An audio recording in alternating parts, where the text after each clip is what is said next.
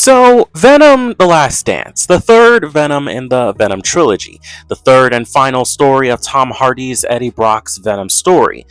It's kind of crazy that after that 2018 movie, here we are in 2024 with this third and, well, final story for these two pairing of crazy kids.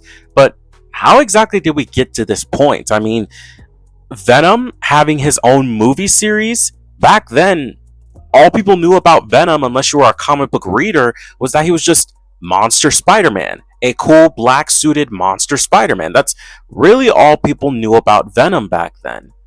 So how did we get here? How did we get from a character that is and was and still is very much willing to bite your head off to somebody who can go toe to toe with a celestial like God and team up with the Avengers in the comics? How do we go from somebody that not a lot of people knew about back then when Spider-Man 3 came out to someone that the public eye is very much familiar with in the same vein as Thor or Iron Man? Well, let's talk about that. Before Venom The Last Dance comes out October 25th, this is everything you need to know about Venom. Welcome to the Jedi Mike 7 Movie News Channel. This is Jay King, and let's talk Venom.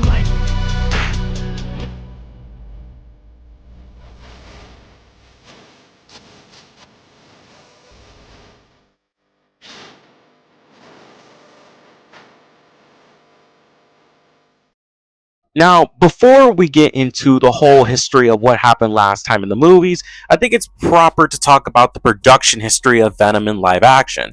Venom is very much a creation of the 90s, starting off as the alternate black suit to Spider-Man that was introduced back in Secret Wars that he eventually ended up taking off after finding out from the Fantastic Four that it was a living alien being. Afterwards, it went to the disgraced reporter Eddie Brock, who had gotten his life destroyed by Peter Parker after Peter revealed that he had actually caught the wrong person in a murder case. Because of this, the two beings had a hatred for Peter and for Spider-Man, making them the ultimate being against them, their ultimate Venom. While Eddie Brock and the Venom symbiote may have definitely started off as villains, they haven't necessarily stayed as villains over the last couple of years. But before we talk about that, it's very important to talk about the fact that Venom kinda became super popular back then. You really couldn't find anyone back then who wasn't a fan of Venom. I mean, his striking design, it's very much Spider-Man, but very much monstrous. The same size as the Hulk, that giant white spider emblem, or dragon logo, after retcons, but that's a whole nother story. That menacing smile that he has. He's just a striking character and a striking design. So no wonder people of the 90s and of the early 2000s really became attached to him. That means, of course, that the people behind the movie rights to Spider-Man, aka Sony Pictures, really wanted Venom out there. And when it came time for the Sam Raimi Spider-Man movies to get to their third one, they were like, okay, so Sam, I know that you have this whole storyline going on with Sandman and Harry, but we want you to add Venom in there. But that's not gonna tie at all with my story. Just do it or you're fired. Okay. So yeah, while Venom wasn't necessarily planned to be in Spider-Man 3, he was pretty much put in there by the executives. It kind of, in a sense, was the beginning of the downfall when it came to Spider-Man movies being able to stick a landing before needing to be rebooted, at least until these recent years. But of course, we ended up getting Spider-Man 3 as it is. Outside of the storylines that were going on with Harry and with Sandman, we ended up seeing Venom, an alien entity that landed on Earth in a meteor, okay, not that uncommon, and ended up bonding with Peter Parker, gaining him his black suit, as well as a lot of other stuff that we don't want to talk about, but meme culture is very much overblown at this point. Now dig on this. But yeah, ended up being a sort of a metaphor for addiction, which definitely does work in the sense of the Venom symbiote, but yeah, those other moments kind of downplayed it. And then don't even get me started on what happened when he merged with Eddie Brock, who wasn't that much disgraced compared to his comic book counterparts. In the comics, it was because he ended up having the wrong identity for a serial killer out there, but in the movie, it's just because Peter embarrassed him and Spider-Man broke his camera out of rage. Like, there really was no reason for him to be like, God, please kill Peter Parker, but yeah, he ended up becoming Venom, which looked like this. Trust me though, it could have been a hell of a lot worse. But yeah, it did not sit well with audiences. While the Sandman parts were really good and the Harry parts weren't that bad, the Venom part was hit or miss for a lot of people, and definitely a lot more miss as it was the reason that the franchise ended up rebooting, why we never got a Sam Raimi Spider-Man 4, and why it ended up rebooting into the Andrew Garfield Amazing Spider-Man 2 movies, and then eventually rebooting into Spider-Man joining the MCU proper in Captain America Civil War. But that didn't mean that Sony was necessarily done with Venom. They were just thinking, okay, we messed up the first time, but what if we get a competent director, a competent writer, and a competent lead to actually host a Venom movie? Now, to some people, it's like, wait, Venom highlighting his own movie without Spider-Man? And to that I say, well, Venom has highlighted many solo runs in the comics multiple times over, even to this day, especially after he became the Lethal Protector. So having a Venom movie without Spider-Man, it's not out of the blue, though for a lot of people, it's mainly the fact that you need to have Spider-Man for the origin. Actually, before we get into those Venom movies, it's also worth to note one big thing that has changed. Venom isn't necessarily a bad guy anymore. Like, he is still an anti-hero, but a lot has changed since those early 90s runs. Again, what a lot of people would properly know of Venom before Spider-Man 3 or before this first Venom movie was that Venom was a bad guy to Spider-Man. But anybody who's read those original 90s runs, some of the stuff that happened in the 2000s, the Agent Venom stuff, and especially Donny Cates' run on Venom, know that Eddie Brock isn't a villain per se. He's somebody who's been influenced by people around him since he was a young boy. He is a good person at heart, but all the bad influences in his life have deteriorated his heart. It made his heart just as black as the Venom symbiote. But still at his core, Eddie isn't a bad person, and that's why he became a Lethal Protector, an anti-hero that dishes out brutal justice, but does actually want to save lives. He's somebody that does care, and he and Spider-Man have been able to put aside their differences and work together multiple times. Granted, Peter needed to keep being reminded that the Venom symbiote isn't all evil, but whatever. But yeah, they put aside their differences, and again, as I said, a lot has changed since then. Eddie found out that he had a kid. He found out that he could be better, to the point where he's now teaming up with the likes of the Avengers against, well, we'll get to him in a bit. But yeah, a lot has changed. He's not necessarily a bad guy anymore. Not saying that he's all squeaky clean and he's not, dishing out brutal vigilante justice. He still very much is, but he's more along the lines of how I should say Deadpool's popularity, in the terms of starting off as just another bad guy, but then growing into his own thing and getting fleshed out as the years go on. Okay, now let's actually talk about those Venom movies. So, in the first 2018 Venom starring Tom Hardy, things are a little different, but more so inclined to how the Venom comics actually are. In this universe, Eddie Brock is not in New York, but instead in San Francisco. He has a beautiful girl who is about to become his wife. He has a steady job as a news reporter, but then he ends up screwing himself over when he ends up hacking into his girl's laptop to find out information on somebody that he's looking into, which ends up not only getting him fired, but his girl fired, and she ends up breaking up with him. A few years later, though, he ends up reinvestigating what he investigated before, which ends up leading him into the Carlton Drake Foundation, and ended up finding out that he's housing alien beings known as symbiotes, which have merged with people to try and find the perfect host. And one ends up bonding with Eddie, which of course is the Venom symbiote, creating the Venom that we all know and love. Very much more comic accurate, minus the spider logo, for this movie, and for the second movie. And at least most of what we see for the third movie. I don't know. Hopefully they bring it in for the third movie. There's an option of bringing it in for the third movie. Anyways, but yeah. During this entire movie, Eddie and the Venom symbiotes, who refers to themselves as Venom, even though that's not how it's supposed to work, but whatever, end up working together in order to take down the symbiote Riot, who is...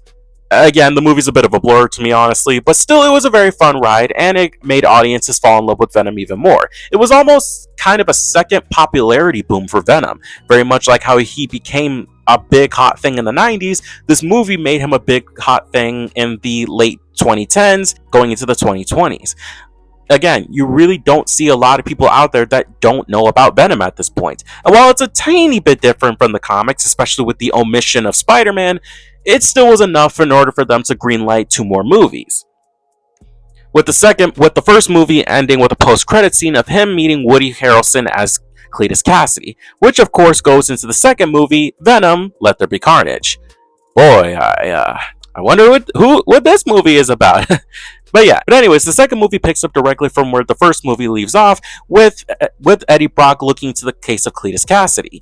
If you know anything about Cletus Cassidy in the comics, you know exactly where this is going, especially with his girlfriend Scream also being in the same prison. But yeah, after a whole string of events, including Cletus biting Eddie's hand, he ends up getting a sliver of the Venom symbiote, which ends up turning red, creating the Carnage symbiote. Breaks out, gets his girlfriend out, and wants to kill Eddie and everybody he loves because Eddie ended up printing the wrong story about him, leading into a climactic fight against the two, where he ends up killing Cletus Cassidy and the Carnage symbiote. However, people now know about Eddie and his symbiote, and he has to go on the run. Another Eminem song later, and we get to the post-credit scene. This one being very special because while they're on the run, out of nowhere, a multiversal anomaly hits and ends up sending Eddie and the Venom symbiote into the sacred timeline, aka the MCU, during the events of Spider-Man No Way Home. The reasoning for this is because Doctor Strange and Peter Parker in the MCU were casting a spell to make people...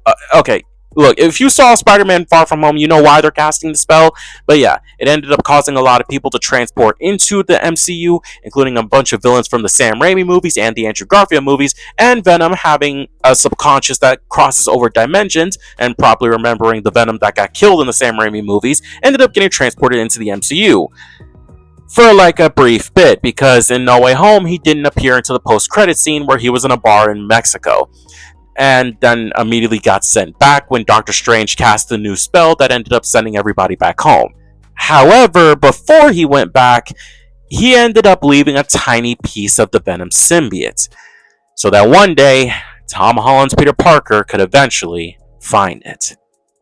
And now that brings us to the last point that I need to bring up. Now, just a fair warning, if you didn't see the second trailer for the upcoming Venom: The Last Dance, then you don't know that there's a certain person that is going to appear in this movie. So if you don't want to know, well, thanks for watching the video. I guess we'll see you whenever the review for this movie comes out, whether I do it or Mike does it or it's a live stream or whatever the case comes. But yeah, see you later, I guess. Okay, I guess the people who have watched that second trailer are here. Good. Let's talk about it. Null. Yep, it was confirmed in the second trailer and a little bit at New York Comic Con this past weekend that Null, the god of the symbiotes, is going to be in this movie and will be voiced by Andy Serkis. Now, for some people, Null is still very much a new concept. I mean, he was only created a few years ago. He's very much still very new to a lot of people. So let me try and break it down in an easy to digest way. Null, as I said, is the god of the symbiotes. He's been around since the universe was created, and he has the ability to take on celestial beings. He was the original host of the Necro Sword, you know, the same sword that Gore the God Butcher had in both the God Butcher storyline in the Thor comics and in Thor: Love and Thunder, though there was no connection to the Venom symbiotes there. It was just shadow demons, but it's the same sword. He created the Clintar, aka the symbiotes, as his sort of pets. And he was the main antagonist of the Donny Cates Venom run, the run that very much solidified Venom not straight up being a bad guy anymore, because it introduced many things, such as the Venom wings, the history of Null with the symbiotes, the fact that he was able to take down Celestials, upon many other things. Null is very much a force of nature, coming in to destroy anything that he deems unworthy. And again, he's the god of the symbiote, so he's basically able to take over a symbiote no matter what. Symbiotes don't want to fight for him, doesn't matter, he's gonna make them fight for him. Now again, he's still a very much new concept, so it's gonna be interesting to see what this Venom movie does with him and how much of an influence he has in this movie. But yeah, Null is gonna be in here, and even as the producer has said, this is not the last time we're gonna see Null. So if anything, Null will potentially appear in a future Venom-like project, or maybe in the next Tom Holland Spider-Man movie. Who knows, honestly, at this point. He could even appear in Secret Wars, but they said that it's not the end for him, so I guess we'll just have to see where that all goes. But yeah, anyways, that's it for this video. I hope you guys enjoyed, and hey, I hope you guys enjoy Venom: The Last Dance if you're planning to go see it. Again, these Venom movies aren't the greatest, but I definitely say that they're all a lot of fun to have. Tom Hardy always seems to have fun playing both Venom and Eddie Brock, and it's always just an enjoyable time seeing how crazy things can get in these Venom films. All I'm really hoping for is just a good storyline, and hopefully for that freaking logo to be put on Venom at last. That's all I really want at this point. But yeah, let me know what you let me know what you guys thought in the comments. Do you guys like these before you watch videos? Again, this is like the third time. This is like the third one that I've created. So just let me know what you guys think. But yeah, this is J King for Mike 7 signing off.